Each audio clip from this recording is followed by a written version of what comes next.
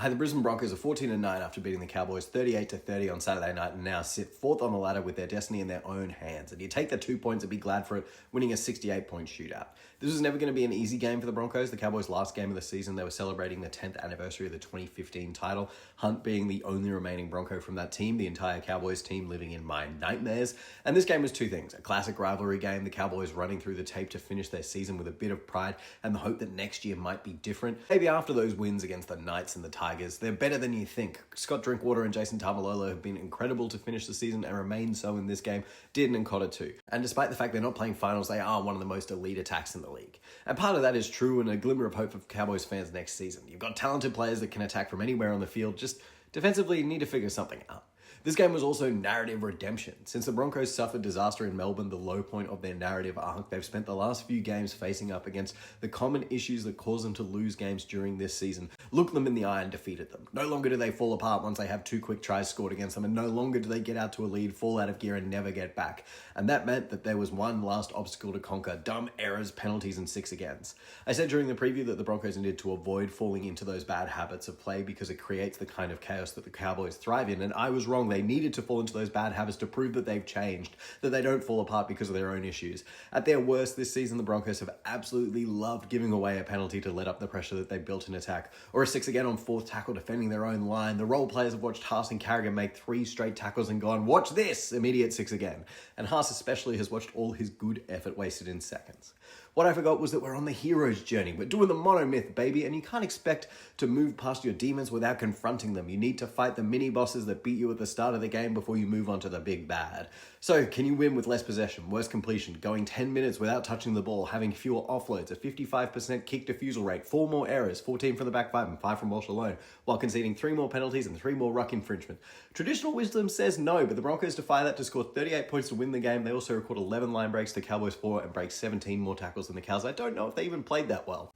We saw early in this game how all the Broncos needed to do to score points was to hold on to the ball. Walsh put Shibasaki over with an easy one, then Hunt to Staggs after Josiah Karapani has burst through the middle like there wasn't a single defender in front of him. And as quickly as they established that attacking flow, it crumbled when Tyson Smoothie sent a pass Carrigan's direction and it hit turf, kicking off 10 continuous minutes of Cowboys possession and casting the rest of the game into chaos. The Broncos really had to get this out of the mud, a venue where the Cowboys are not only used to playing, but used to succeeding in. And now they're playing Cowboys ball. The Broncos keep resetting the tackle count and being scored on, and suddenly the Cows have 18 points and it's on for young and old. The Cowboys tries. The first one starts with Smoothie putting the ball to ground, then Walters getting hit well by Valame. Cowboys recover the kick, and after a wild offload, Sheba and Smoothie make it a turnover for accidental offside. But don't worry, fellas, you've got a 12-point lead and the Cowboys only have 12 players on the field. Then Smoothie gives away a 6 again on tackle 1 for what I would call absolutely no reason. McLean makes a damaging run and is held up. Then the Cowboys go through the hands, and the Broncos are done for numbers when they've got an extra player on the field.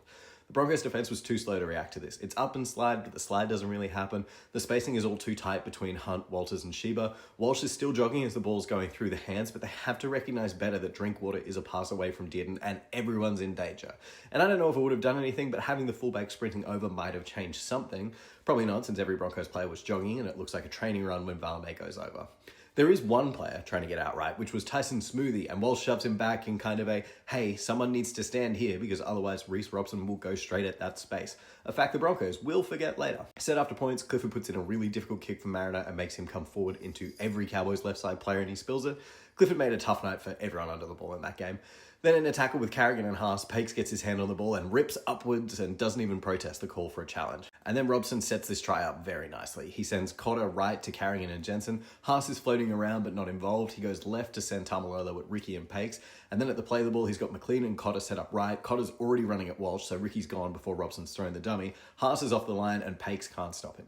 Now, if I didn't know better and predict that there's going to be plenty of comments about the direction which a few passes went in this game, I would complain that Robson benefits from an obstruction by Taumalolo here, that you're not supposed to be able to touch the man playing the ball as you come through, and that bending the back of your prop is in fact a penalty, but I won't.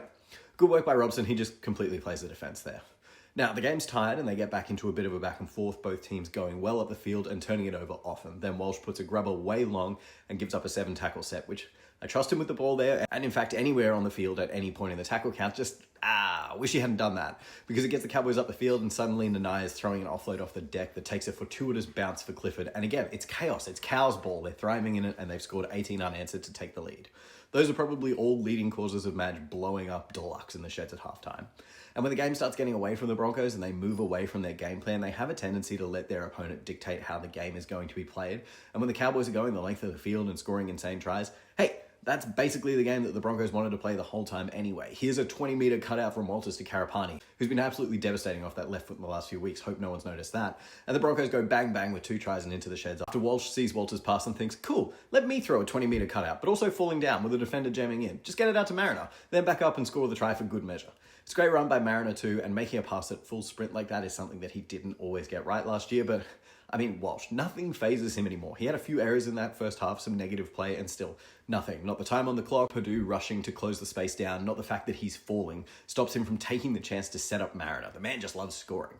And the Cowboys open scoring in the second half out of a Walsh error, but freeze it here when he's loading up the pass. Why wouldn't he throw this? If it hits, Carapani is gone, and Valame does everything right to make the play his way. And when the ball's going out that way, someone scoring 4 points, it just swung the other way that time. And the man is insane, not just because of the whole drinking toilet water thing, but because the next time he touches the ball, he's in the same part of the field, just 40 meters closer to the try line. He gets it in broken play, and it's a matter of seconds until another try. This time he holds it up a touch. And as wide open as Carapani is, he plays short this time for Sheba, who's through for his second try running a perfect line again. There's no going within himself after an error or playing it safe or handing the ball off to a senior player or waiting for his moment. Nah, they're all his moments, and he gets them right more than he gets them wrong. And when he gets them right, they score. And in this game, it was almost as if the worse the error, the better the recovery. Not long after the try, he's recovered a kick and tried pushing away a pass for Shibasaki because I guess there's probably half a chance at a line break and that's enough. And it's not ideal, so it needs a big make-up play. Call the huge backline play and involve half the team on tackle 4 on their own 30 and give Carrigan the ball in his office. Walsh takes on the line so there's no chance of an intercept since they're all defending him, then backwards out the hands. I think we're all fine calling it that from Sheba to Walters for the try. Bit of a heart attack along the way with the denied try to Nanai, and the game still has a back and forth feel to it even if it's 8 points, but that's blown out of the water by Payne-Haas deciding to do it himself and run 20 meters through 4 defenders. He finishes the game with 149 meters, 55 post contact, 35 tackles, none missed, 6 tackle breaks, and the fluke. The man is insane.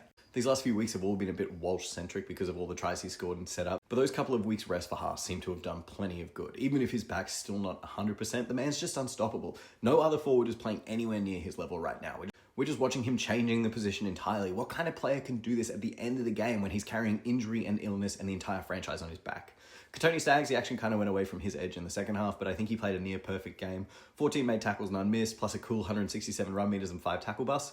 The big 4 of Walsh, Haas, Staggs, and Carrigan have all been really impressive lately. I will not hear Carrigan slander. He's just as important as the others. Then Billy Walters' step up has been insane. It was all great when he was coming on in the 14 jersey and combining with Walsh at the end of the game, but now he's doing it for a full 80 minutes and has really taken charge of that left side of the field. And for the record, I thought he could do it, but I didn't expect that he'd be this good. Ben Hunt, I think, recognised this was a young man's game and let them sort it out. He was great, but once that intercept got picked off, Walsh had to prove that he could do it right 3 times in a row, and traffic was flowing to the left of the field for the rest of the game. Jaden Hunt, I was really impressed with. 3 tackle breaks and a line break in his 7 hit-ups. Tolte, great as always. Ricky cracked a ton, which I think is an important bellwether for the right side. Make sure that the defence has to stay attentive. Another big Kobe Hetherington game too.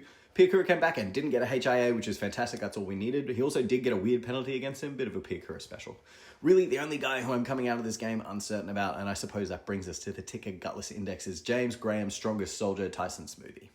Best on ground, and I'm undecided whether to make this a regular season award or continue it into the finals, but I'm giving 3 points, I think, to Katoni in recognition of some incredible defense and also making up for some past weeks not giving him proper recognition. Then Haas 2 points, Walsh 1 because he kind of did win them the game and nearly lost it, but it goes down as 2 points and that's all that matters. So, having won a game full of errors and issues and penalties and old bad habits, can they go on to just play a regular good game of football, beat the Storm down a top 4 spot and a home final? The second and third part, I think so, but the playing a regular game of football thing, absolutely not.